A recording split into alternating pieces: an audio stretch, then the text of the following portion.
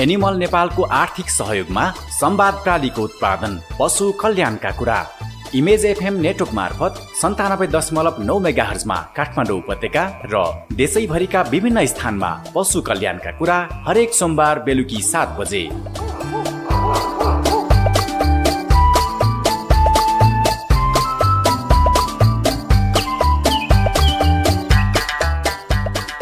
नमस्कार। परापूर्वकालदेखि नै मानिस र पशुबीच घनिष्ठ सम्बन्ध रहेको छ। पशु मान्छेका सहयोगी बन्दै आएका छन्। अझ आधुनिक युगमा एक्लो जीवनको साथी र व्यापारिक जीवनको व्यावसायिक आधार बन्न थालेका छन्। मान्छेका विभिन्न कामहरूमा प्रयोग हुने र प्रयोग गरिने तर बोल्न नसक्ने ती प्राणीहरूका पनि मान्छेका जस्तै संवेदना हुन्छन्। पशुको कल्याण गर्नु, उनीहरूलाई माया गर्नु, व्यवस्थापन गर्नु मान्छेको दायित्व हो। ती आवाजविहीनको आवाजका रूपमा पशु कल्याणका कुरा रेडियो कार्यक्रम सुरु गरेका छौं। आजको श्रृङ्खलामा म सुप्रिया राई तपाईलाई स्वागत गर्दछु।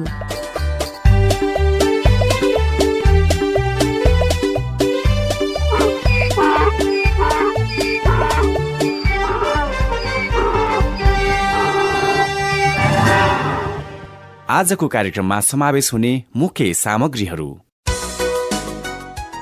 पन्छी पालनको व्यावसायिक वृद्धि र कानुनी मापदण्ड एवं निर्देशिकाको व्यवस्थासँगै नेपालमा पन्छी पालनको स्थिति र पन्छीको कल्याणकारी दृष्टिकोणको सवाल उठाउन जरुरी भएकाले कार्यक्रममा हामीले विशेष गरी पोल्ट्री व्यवसायको अवस्था, अभ्यास र बुझाइ कस्तो छ भनेर सरकारवाला निकाय, विभिन्न सङ्घ संस्थाका प्रतिनिधिहरू एवं अभियन्ताका धारणा र सुझाव पनि सुनाउने गरेका छौं। आज हामी कुखुराको मासु, अण्डा र कुखुराजन्य सामग्रीको अवस्था अनि यसको स्वच्छता लगायतका सवालमा एनिमल नेपालका कार्यकारी निर्देशक हरिप्रसाद जोशीसँग गरिएको कुराकानी सुनाउँदैछौ। साथमा पशु कल्याणका लागि नागरिक दायित्व स्तम्भ, केही जानकारीमूलक प्रसङ्ग र साताको प्रश्न लगायतका सामग्री पनि छन्। कार्यक्रम सुन्दै रहनुहोला।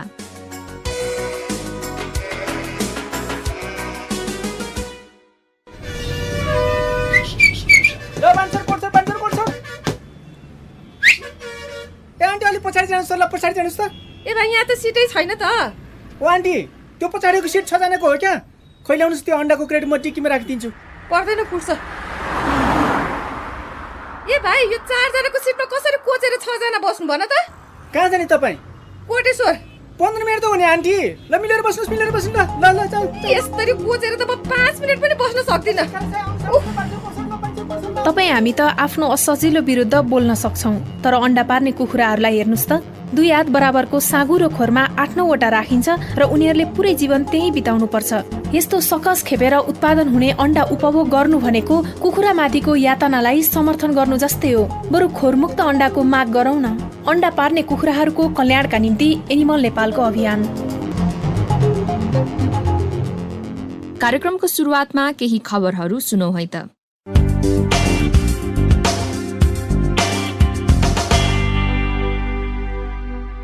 स्याङ्जाका 3 पालिकामा भैँसी व्यवसायिक कृषि उत्पादन तथा प्रशोधन केन्द्र जोन विकास कार्यक्रम सञ्चालन भएको छ। प्रधानमन्त्री कृषि आधुनिकीकरण परियोजना कार्यान्वयन एकाइ स्याङ्जा अन्तर्गत जिल्लाका वालिङ, गल्याङ र भिरकोट नगरपालिकामा भैँसी जोन कार्यक्रम सञ्चालन भएको हो। भैँसी जोन कार्यक्रम अन्तर्गत चालु आर्थिक वर्षमा chilling vat, milk analyzer, deep freeze, homogenizer, chilling heater सहितको दूध संकलन केन्द्र स्थापना सहयोग गर्ने, दूध संकलन तथा जुवानीका लागि गाडी खरिद, आधुनिक गोठ निर्माण सहयोग गर्ने, गोठ सुधार सहयोग गर्ने, बाली वस्तु विशेष स्थलगत तालिम सञ्चालन गर्ने, जिल्ला स्तरमा व्यावसायिक भैँसी पालन तालिम, घाँस उत्पादन कार्यक्रम, कृत्रिम गर्भाधान, पशु रोग व्यवस्थापन, भ्याक्सिन तथा उपचार सहयोग, पशु नस्ल सुधारका लागि भैँसी खरिद सहयोग कार्यक्रम सञ्चालन हुनेछ।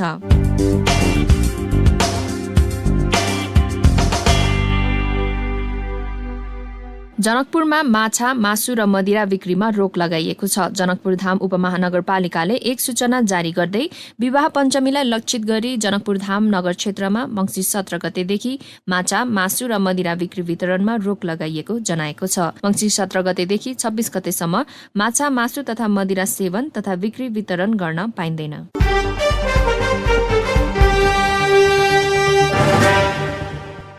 एक तथ्याङ्कले भन्छ दशैंमा मात्र नेपालीले 60 अर्बको मासु खान्छन्। नेपालीले कुखुरा, राँगा, खसी, पाडा, बङ्गुर लगायतको मासु सबैभन्दा धेरै खान्छन्। तर मासुको स्वच्छताको विषयमा भने आम चासो न्यून देखिन्छ। हामी स्वस्थ मासुको मूल्याङ्कन विक्रेताको व्यवस्थासँग जोडिरहेका हुन्छौँ, तर अबको सवाल तिनै मासुजन्य पशुपन्छीका स्वास्थ्य अवस्था र व्यवस्थासँग जोडिन आवश्यक छ। विशेष गरी कुखुराको मासु, अण्डा र कुखुराजन्य सामग्रीको अवस्था अनि यसको स्वच्छता लगायतका सवालमा एनिमल नेपालका कार्यकारी निर्देशक हरिप्रसाद जोशीसँग मैले कुराकानी गरेकी छु। सुरुवातमा भने एनिमल नेपालले पन्छीको कल्याणको निम्ति के गरिरहेको छ भनेर जिज्ञासा राखेकी छु। अहिले हामीले चाहिँ दुईवटा विशेषमा काम गरिरहेका छौँ। एउटा चाहिँ अण्डा उत्पादन गर्ने कुखुराको कल्याणको निमित्त, साथै मासुजन्य उत्पादनको निमित्त हुने कुखुराहरूको कल्याणको निमित्त हामीले काम गरिरहेछौँ। यहाँहरूले हेर्नुभयो भने कल्याण एकदमै सुनिश्चित नगरेको अवस्था भएको कारणले गर्दाखेरि यसमा लाग्नुपर्छ भनेर हामीले विभिन्न कार्यक्रमहरू मार्फत चाहिँ यो दुईटै पन्छीहरूको कल्याणको निमित्त हामीले बृहत रूपमा कार्यक्रमहरू सञ्चालन गर्दै आएका छौँ। पन्छीको कल्याणको निम्ति पोल्ट्री व्यवसायीहरूको अभ्यास कस्तो रहेको छ त भनेर सोद्धा उहाँ भन्नुहुन्छ, अभ्यास हेर्दाखेरि चाहिँ उहाँहरूले प्रोडक्सनलाई चाहिँ बढी मात्रामा चाहिँ ध्यान पुगाएको देखिएको छ। हामी चाहिँ उहाँहरूको व्यवसायको विरोध होइन, प्रोडक्सन गर्दाखेरि पशु कल्याणको कुराहरू सुनिश्चित गर्नुपर्छ भन्ने हाम्रो मान्यता हो। यहाँहरूले हेर्नुभयो भने कुखुराहरू जसरी उत्पादन भइरहेछ त्यो उत्पादन एकदमै निकृष्ट प्रकारको उनीहरूको कल्याणलाई ध्यान दिएर गरिरहेको छ। यहाँहरूले हेर्नुभयो भने अण्डा उत्पादन गर्ने कुखुराहरूलाई चाहिँ A4 साइजको केजभित्र राखेर उसले हिडुल पनि गर्न पाउँदैन। ऊ पनि त प्राणी हो, उसले पनि हिडुल गर्न पाउनुपर्छ। उसले आफूमा हुने क्रियाकलापहरूलाई चाहिँ अगाडि बढाउन पाउनुपर्छ। उसलाई त A4 साइज जस्तो सानो खोरमा राखेर खालि अण्डा उत्पादन गर्ने मात्रै दिइरहेछ। उसले पखेटा समेत फैलाउन पाउँदैन। उसले एक खुट्टा पाइला पनि अगाडि बढाउन पाउँदैन। यहाँहरूले हेर्नु न, अब हामीलाई एउटा कोठामा दिनभरि थुनेर राख्यो भने हाम्रो मानसिक अवस्था कस्तो होला, हामी विक्षिप्त त हुन्छौँ नि। त्यस्तै प्रकार यो कुखुराहरू एकदमै निकृष्ट प्रकारले व्यवसायहरूले चाहिँ उत्पादन गरिराख्नु भएको छ। कल्याणलाई सुनिश्चित नगरिकन हामीहरू व्यवसायको विरोधमा होइन, उहाँहरू व्यवसाय गर्नुहोस् तर पशु कल्याणका मिनिमम कुराहरूलाई पनि चाहिँ उहाँहरूले सुनिश्चित गरिदिनुहोस् भन्ने उहाँहरूलाई हाम्रो आग्रह हो। अहिले हेर्दाखेरि चाहिँ अब कन्ज्युमर्सहरूलाई जसले चाहिँ उत्पादन गरेको वस्तुहरूलाई उपभोग गर्छ उहाँहरूलाई पनि खाने प्लेटमा उत्पादन भएको चिजहरू कस्तो बाटो उत्पादन भइरहेको छ भन्ने कुराहरू पनि ज्ञान नभएको कारणले गर्दाखेरि हामी दुईटै बाटोलाई चाहिँ सँगसँगै लगेर गएर पशु कल्याणको निमित्त हामी काम गरिरहेका छौँ। पशु र पन्छीको कल्याण आम उपभोक्ताको लागि के चासो र खबरदारीको विषय हो त? यो एकदमै खबरदारीको विषयहरू हो हजुर। अब पशु पन्छीको कल्याण भयो भने अटोमेटिक रूपमा मान्छेको कल्याण पनि हुन्छ। यहाँहरूले यसरी बुझ्नु पर्यो, जबसम्म हामी पशु पन्छीको कल्याण गर्दैनौँ मान्छेको पनि कल्याण नभएको अवस्थाहरू हुन सक्छ। चाहिँ कतिपयहरू अहिले यहाँहरू रोगव्याधिको कुराहरू गर्नुपर्छ।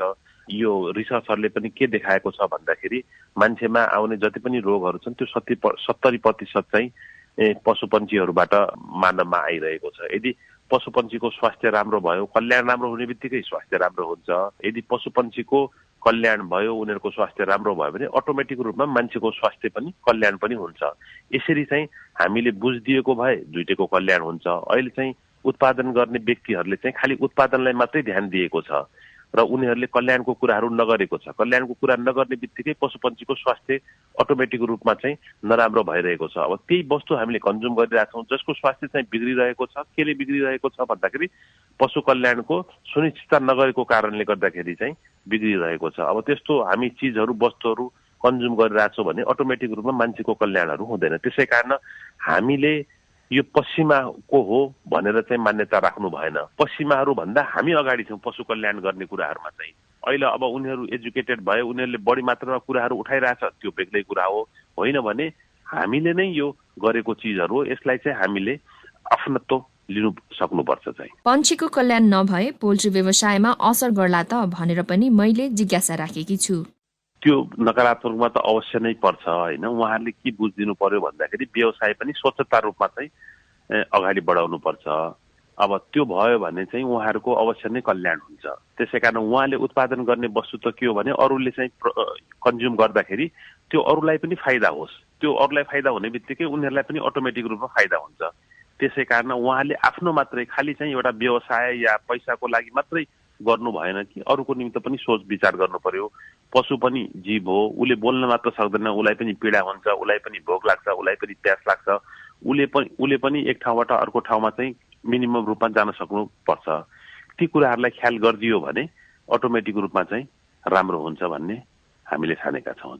विभिन्न मापदण्ड र निर्देशिका बनेर स्थानीय तहले केही मात्रामा भए पनि कल्याणकारी काम गर्ने प्रयास भएको त देखिन्छ, तर उत्पादनमा भेट डाक्टरको धारणा के पाइन्छ त? अब मैले अहिले देख्दाखेरि अब व्यवसायमा कर्मचारीको रूपमा काम गरिराख्नु भएको छ, उहाँहरूलाई पनि धेरै चिजहरू मन परेको अवस्थाहरू छैन। उहाँहरूसँग इन्ट्रेक्सनहरू कुराहरू कार्यहरू गर्दाखेरि चाहिँ अब कतिपय चिजहरू चाहिँ उहाँहरूले पनि बाध्यतावश स्वीकार गरेको अवस्थाहरू छ। उहाँहरू त पढे लेखेको मान्छे, त्यसमा विज्ञ हुनुहुन्छ, तर उत्पादन हाम्रो पोलिसी के भयो र हाम्रो व्यवसायको मनस्थितिहरू कस्तो भयो भन्दाखेरि बढी उत्पादन गरौँ, त्यसबाट फाइदा लिउँ भन्ने मात्रै छ।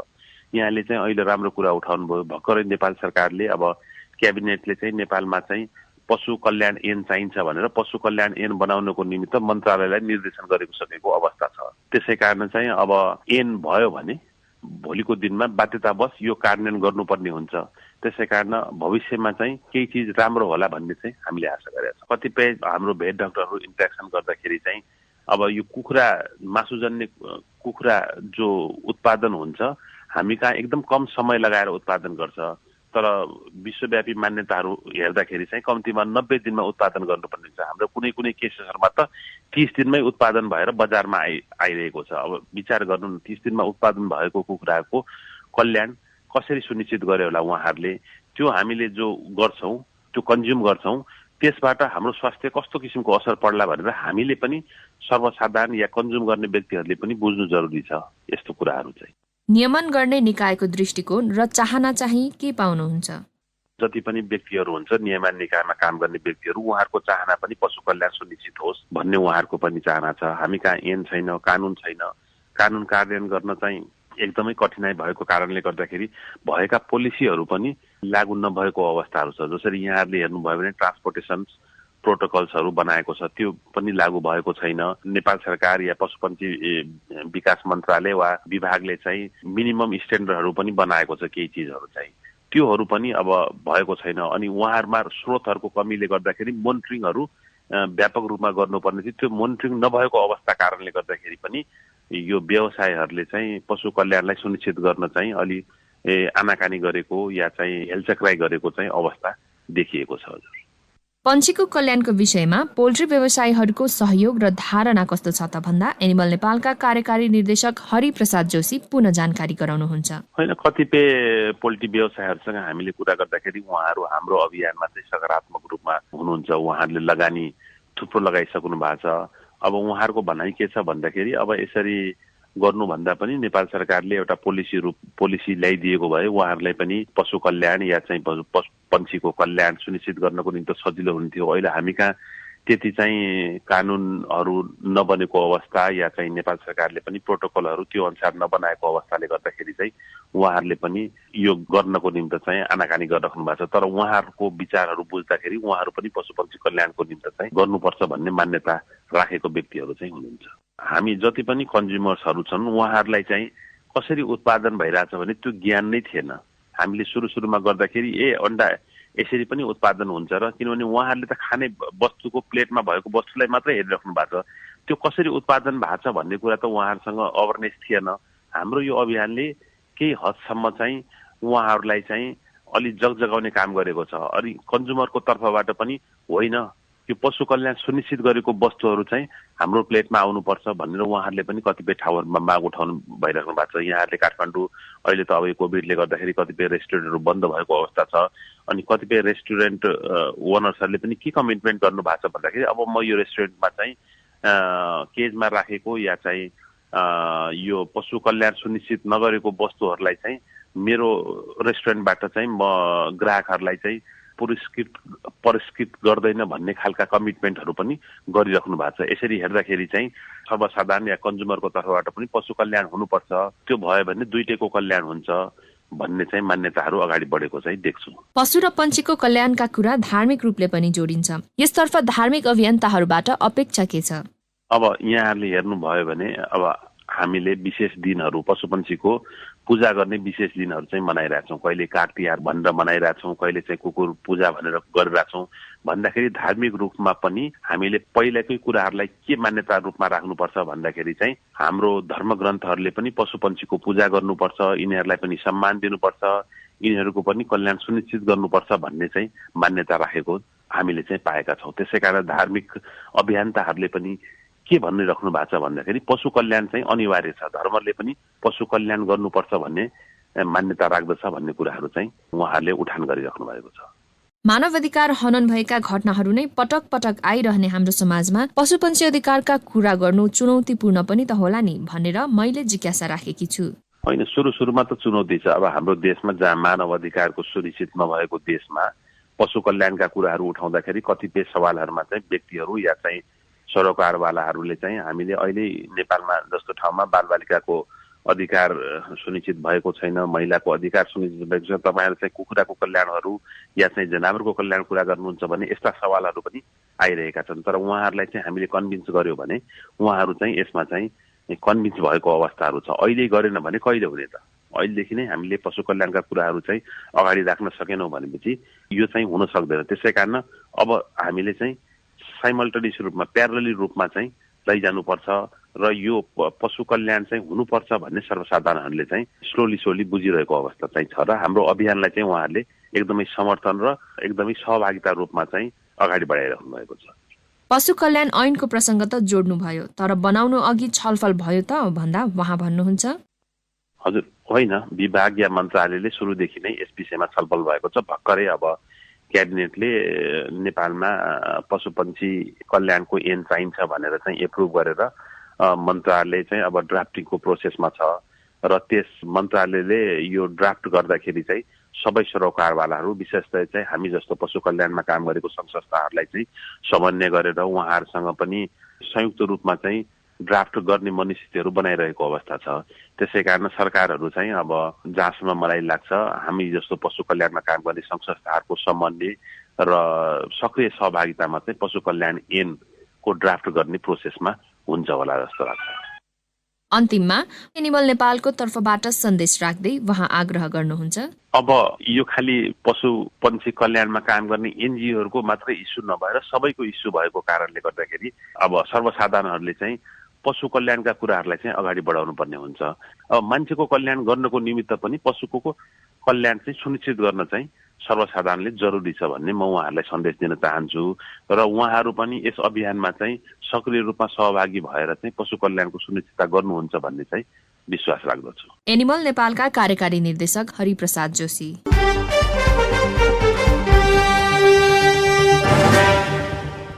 कुराकानीपछि अब एकैछिन पशु कल्याण निर्देशिका 2073 अनुसार पशुधनी र प्रयोगकर्ताको जिम्मेवारी के हुन्छन् जानकारी गराउँछु है त। पहिलो जिम्मेवारी पशु कल्याण सम्बन्धी व्यवस्थाको सुनिश्चित गर्ने, त्यस्तै पशुप्रति हुने निर्दय व्यवहारको रोकावट गर्ने, आफूले पालेको पशुलाई सम्बन्धित स्थानीय तहमा दर्ता गर्ने, पशु सेवाका आधिकारिक निकायले तोके बमोजिमका पशु कल्याण सम्बन्धी अन्य कार्य गर्ने, मरेको पशुको सिनो सुरक्षित तवरले व्यवस्थापन गर्ने, त्यसै गरी रोग सर्भिलेन्स तथा नियन्त्रण गर्न सघाउने, आफ्ना पशुलाई लाग्ने सामान्य रोग व्याधिको लक्षण र रोकथामको बारेमा आवश्यक जानकारी लिने र पशु कल्याणसँग सम्बन्धित कार्यक्रमहरू कार्यान्वयन गर्न संयोजन तथा सहयोग गर्ने।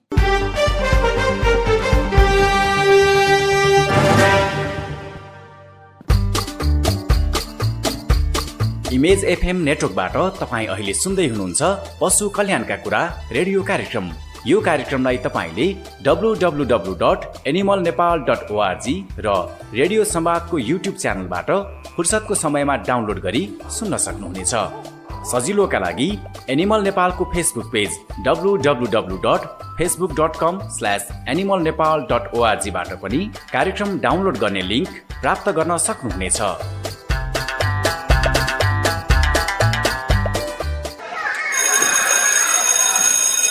Good morning class. Good morning sir. ल, सबैभन्दा पहिले आज परिवारका सदस्यहरूको राम्रो बानीको बारेमा कुरा गरौँ, त्यसपछि पाठ पढौँला, हुन्छ? हुन्छ सर। ल सुहाना, तिम्रो पालो। तिमीलाई आफ्नो बाबाको मनपर्ने कुनै कुरा सुनाऊ त। सर, मेरो बाबाले त घरको गधा, खच्चड, घोडा, कुखुरा, गाई, भैँसीलाई छोराछोरी जस्तै माया गर्नुहुन्छ। बाख्रालाई माया गर्ने ए चुप लाग्दो तिमीहरू। सुहानाले भनेको कुरा ठिकै त हो नि? बाँकी कुरा भन त सुहाना। मेरो बाबाले त हामीले खाने जस्तै गधा, खच्चड, घोडा, गाई बाख्रालाई, परेवा कुखुरालाई थरी थरीका खानेकुराहरू र हरियो घाँसपात मिलाएर दिनुहुन्छ। सर, उहाँले त कहिल्यै पशुलाई बाँधेर राख्नुहुन्न। ल सुन्यौ त तिमीहरूले पनि? मानिसलाई जस्तै हाम्रा पशुपन्छीहरूलाई स्वस्थ राख्न सन्तुलित भोजनको आवश्यकता पर्दछ र सन्तुलित दानाका साथ पसिलो घाँस पराल मिसाएर खुवाउने गर्नुपर्छ। अनि पशुलाई दाम्लो वा सिक्रीले बाँधेर राख्नु हुँदैन। बुझ्यौ त? पशु कल्याणका लागि एनिमल नेपाल।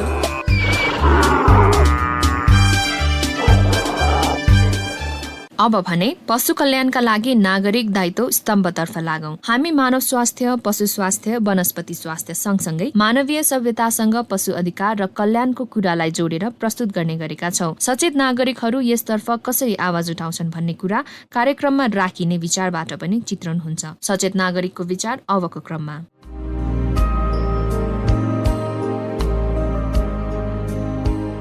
नमस्कार, म मीना गोर्साइने। अहिले म 26 वर्षकी भएँ। हाल चाहिँ म काठमाडौँमा बसोबास गर्दै आइरहेकी छु। हाम्रो घरमा चाहिँ बाख्रा वस्तुहरू धेरै नै पालिन्थ्यो। त्यसमध्ये पनि बाख्रासँग चाहिँ मेरो सानैदेखि एकदमै धेरै लगाव थियो, किनभने मेरो साथी पनि उनीहरू जस्तै लाग्थ्यो। म बाख्राको पाठाहरूसँग खेल्ने, रमाउने त्यस्तै गर्थेँ। बाख्रा सुत्केरी भएको समयमा पनि बाख्रालाई खोले बनाएर खुवाउने, बाख्राको पाठालाई उसको आमाको बेगुती दुध खुवाउने लगायतको काम गर्थेँ। अनि पाठाहरू पनि मसँग एकदम धेरै रमाउँथे। अनि उनीहरूसँग खेल्न रमाउन हुन्छ नि, मान्छेको बच्चा जस्तै उनीहरूमा पनि भावना हुन्छ जस्तै लाग्थ्यो। के लाग्छ भने मलाई धेरै जस्तो अब मांसाहार गर्छौं हैन, मान्छेहरू हामी भनौँ न समाजमा मांसाहार धेरै नै चल्छ। मान्छेमा जस्तै भावना पशुमा पनि हुन्छ। त्यसैले पशु बलि चाहिँ दिने क्रम रोक्नुपर्छ। यो अभियानमा सबैजना लाग्नुपर्छ भन्न म चाहन्छु। धन्यवाद। नमस्कार, मेरो नाम प्रमिला गजुरेल। म कार्यक्रम उद्घोषक तथा प्रस्तोता। मेरो जन्म नुवाकोट जिल्ला विदुर नगरपालिका वडा नम्बर 7 मा भएको। मेरो परिवारमा चाहिँ सबैजना मांसाहारी हुनुहुन्थ्यो। संयुक्त परिवारमा सबैभन्दा पहिला शाकाहारी हुने व्यक्ति चाहिँ मै हुँ। त्यसपछि अब क्रमशः शाकाहारी हुने क्रम बढ्दै गयो।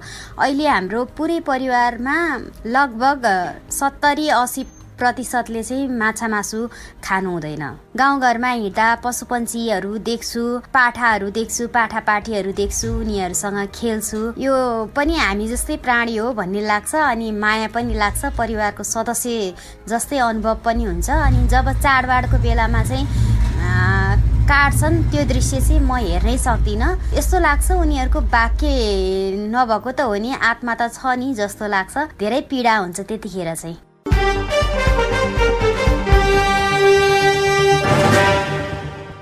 अब कार्यक्रममा साताको प्रश्न। हामीले सोधेको प्रश्नको उत्तर खोजेर पठाउनुहोस् न है। सही उत्तर पठाउनुहुने श्रोतालाई हामी उचित पुरस्कार पनि प्रदान गर्नेछौँ। प्रश्नको सही उत्तर आउने शनिबारसम्म पठाइसक्नु पर्नेछ। लौ त यो साताको प्रश्न। पशुपन्छी दिवस कहिले मनाइन्छ?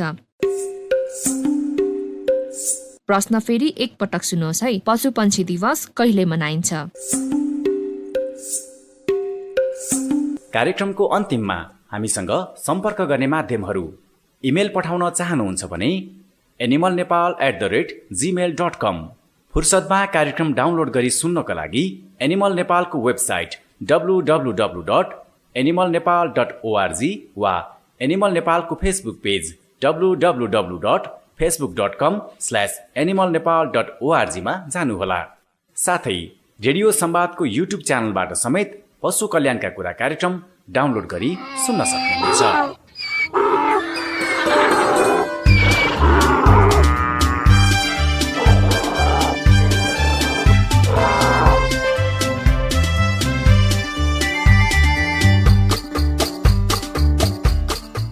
आजलाई कार्यक्रम पशु कल्याणका कुरा यति नै। अर्को सोमबार बेलुकी 7 बजे इमेज FM नेटवर्क मार्फत काठमाडौँ उपत्यका र देशका विभिन्न स्थानमा एकसाथ उपस्थित हुनेछौँ। आज्ञा दिनुहोस्। नमस्ते, शुभरात्रि।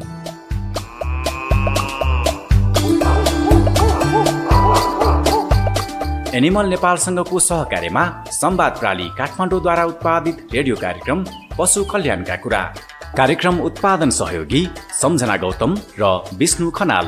सामग्री सङ्कलन सङ्गीता कुलुङ। प्रस्तुतकर्ता सुप्रिया राई।